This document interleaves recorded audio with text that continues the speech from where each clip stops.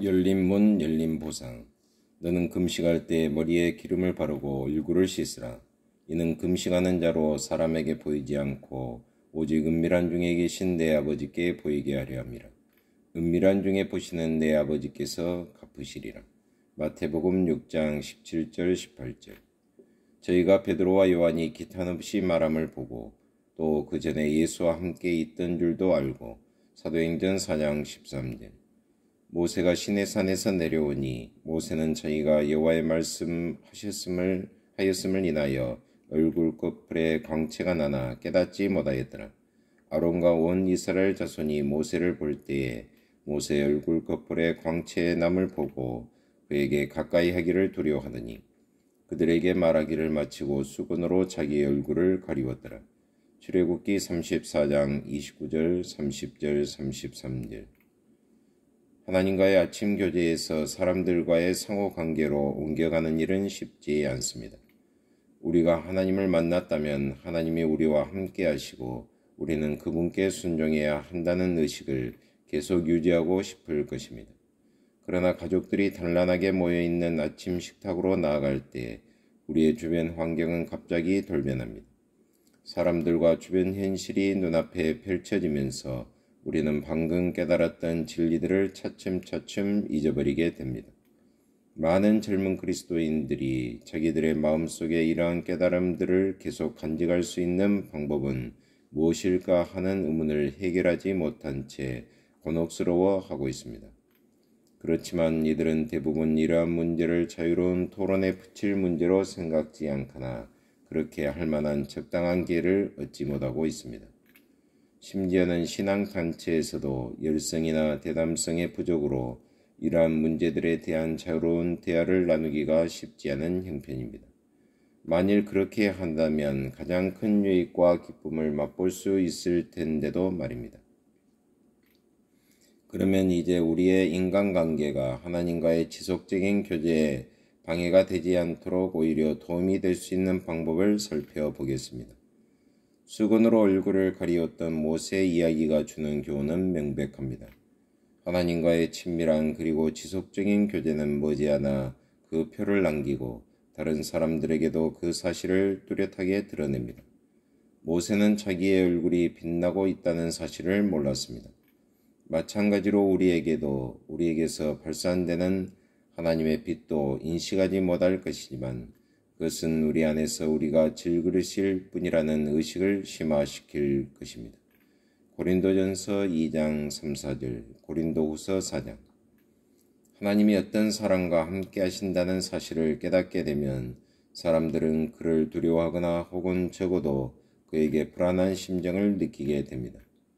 사람들이 그의 속에 있는 무엇인가를 인식하게 되었을 때 참된 신자는 얼굴을 가리운다는 것이 무엇을 의미하는지를 바로 깨닫고 자기도 주변 사람들과 똑같은 성정을 가진 인간임을 밝히 드러낼 것입니다.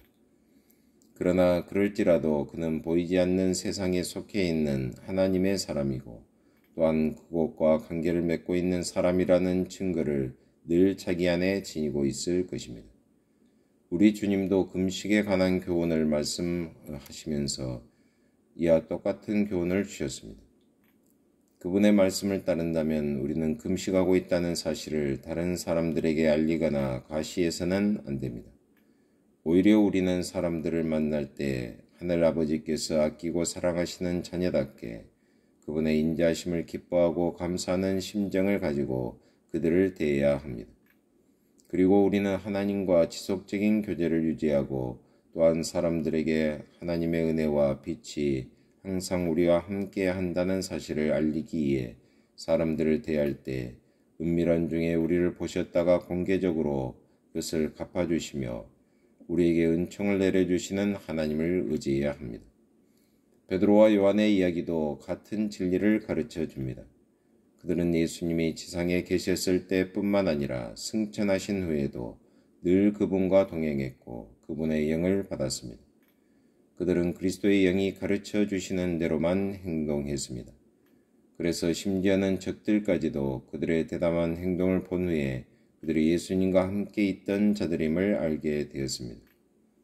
사람들과의 관계에 너무 깊이 빠져들게 되면 하나님과의 교제에서 받은 축복을 잃어버리기 쉽습니다. 우리는 골방에서 가졌던 마음을 종일토록 유지하기에 거룩한 경계를 게을리해서는 안 됩니다. 왜냐하면 우리는 적이 어느 시간에 침투해 들어올지 알지 못하기 때문입니다. 아침 경건 시간을 계속 유지하기 위해서는 자기의 본성에 굴복하지 않는 내심의 자제력이 필요합니다. 신앙이 있는 가정에서는 영적인 대화를 좀 더 쉽게 이끌어낼 수 있도록 아침 식사 시간에 가족들끼리 서로 주어진 주제에 대하여 대화를 나눈다면 아침 경건 시간을 계속 유지하는 데 큰 도움이 될 것입니다. 우리가 깊은 겸손을 체득하고 주변 사람들과 사랑의 관계를 맺는 일뿐만 아니라 하나님과 동행하고 그분과 지속적인 교제를 유지하는 것, 항상 여호와를 경외하라. 잠언 23장 17절을 아침 시간에 귀중한 목적으로 여기게 된다면 우리는 매일의 일과 속에서 그분과 지속적인 교제를 누리는 은혜를 맛보게 될 것입니다.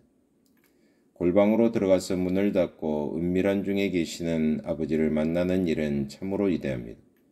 그러나 문을 열고 밖으로 나와서 누구도 방해할 수 없는 하나님의 임재를 계속 누리는 일도 또한 위대합니다. 어떤 사람들은 이러한 삶을 필수 불가결한 것으로 생각하지 않습니다. 그는 이러한 삶이 주는 부담이 너무 클 뿐만 아니라 이런 것이 없이도 좋은 그리스도인이 될 수 있다고 생각합니다. 그러한 한 가지 목적에만 전념하기 원하는 사람들, 그리고 교회와 주변 사람들에게 강력한 영향력을 행사할 수 있도록 하나님과 그분의 임재로 가득 차기를 바라는 사람들은 모든 일을 다음 한 가지 문제, 즉 질그릇에 하늘의 보화를 채우는 일, 다시 말해서 그리스도의 능력을 하루 종일 지속시키는 일에 기속시킬 것입니다. 하나님 아버지 참으로 감사합니다. 오늘도 하나님과의 교제에서 정말 신실하게 하시고 하나님과 오늘 종일토록 동행하는 하루의 삶이 되게 하여 주옵소서. 하나님의 영광을 위해서 계속해서 달려가는 저희의 믿음 생활이 되게 하여 주옵소서. 예수 그리스도의 이름으로 기도하옵나이다. 아멘.